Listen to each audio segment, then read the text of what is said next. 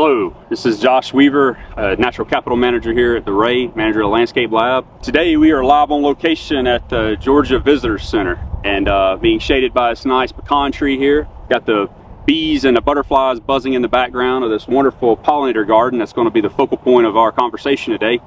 This garden's been here since 2017, so going on about 7-8 years now, and has not been replanted since then. So thriving well, a lot of native perennial plants in there.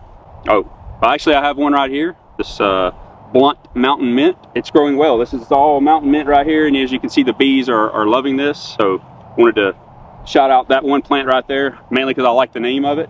We'll throw that back in there.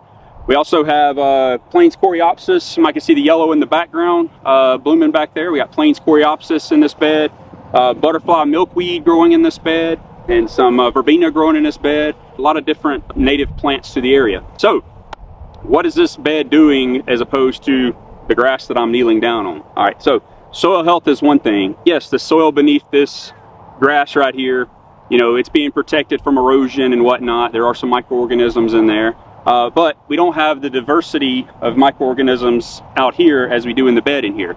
So this bed right here gets mowed one time a year. The stubble from the mow breaks down as organic matter. Being that we don't have to come back in here and replant every year, means that we get to have a good, healthy soil organic matter within this bed. All right, that's great for all of our microorganisms, our earthworms, and whatnot going on beneath. The roots of the plants are able to grow deep. We have better water infiltration when we have rainfall and runoff. And just behind me, on the other side of the trees back there, is the Chattahoochee River. So we're here in the river basin. So everything from this parking lot and everything from this grass bed area I'm here flows downhill, goes through the pollinator garden, and ends up infiltrating through down to the Chattahoochee. So this area right here also helps get those impurities out of the runoff. Motor oil, feces from birds and other animals and whatnot that we don't want in our waterway. Okay, so that helps to infiltrate that. The water's able to get through this pollinator bed better, and therefore we have better rooting. There's no irrigation on this, all right? We don't irrigate it. Mother Nature takes care of it. It starts blooming in about middle April, 1st of May, and goes through about September. And then we mow it in November, December. It regenerates and comes back the next year. When you plant these, you plant them one time, and if you get good rainfall and have good environmental conditions and pick the right plant for your area, you should never have to replant your bed again. Okay, yeah, you're going to have some plants grow in there. We got some trees that come up in there, and we have to go in and selectively prune those out. You have some other, you know, bahia starts growing in there and whatnot, but it's okay. We like that diversity of the plants in there. That also brings other pollinators in here. We actually saw a fawn bedding in here earlier today, so that was pretty cool. It's July the 1st, by the way. So fawn was bedding down. It's about 100 degrees, so she found her a nice little cool spot, and my cameraman stumbled upon her and ran her out of there, but she'll come back, so that's cool. So it's neat to see that. We have rabbits in here and all kinds of stuff, all other types of wildlife. But the pollinators are crucial, okay? Without pollinators, life in itself just doesn't exist, all right? We need the pollinators.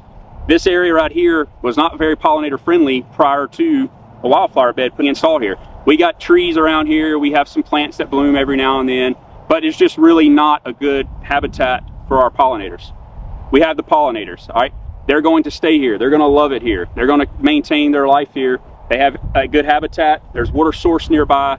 A lot of different plant species for them to feed on and live off of, okay?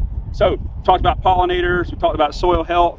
Another thing that's important here is our PheNode that's in the background back there. All right, so what is the PheNode? PheNode is an on-site computer, if you will, that is able to monitor our soil health. All right, it monitors our rainfall, monitors how much moisture we have in the soil, and through that, we can more accurately predict when we should have plants growing and how the plants are performing within that soil area. This past year when we planted on the outside of this ropes, the bed behind me back there was planted on November the 9th.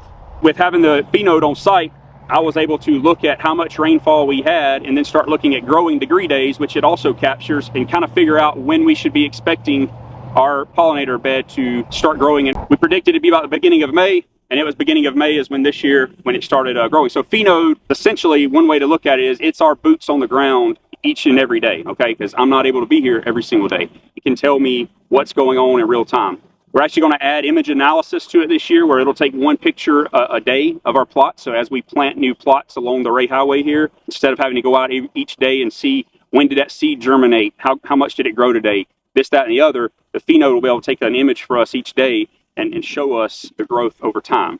It's its own weather station. In time, this right here could predict when tornadoes may come through the area and other weather events and such like that. So we have add-ons that we can add on to the PheNode. We had it installed last August, and today it really just helps us monitor the moisture in the soil, rainfall, saturated hydraulic conductivity, basically how much water is flowing through the soil and whatnot is essentially what we use it for.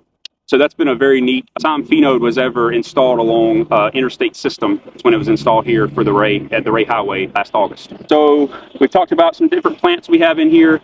The big take-home message is for pollinator gardens is when we plant them, if we maintain them, take care of them, they're going to be there for as long as they can be there, okay? So 7 years, going on 8 years, it's still thriving well. It takes maintenance out. We don't have to mow as often, all right? We build better soil structure. We bring in pollinators that help feed us, you know, as they pollinate other plants and crops and whatnot. It's bringing that whole biodiversity together. The organisms in the soil, the fungi, the earthworms, all of that. And then as we spread this up and down the highway, we're able to take these areas that are currently being maintained and mowed out of mowing. That helps save the environment because those mowers aren't having to emit fuel and oil out. We also save on lives because now we don't have to have ladies and guys mowing the highway and whatnot and putting themselves at risk. That's what these pollinator gardens can do, all right?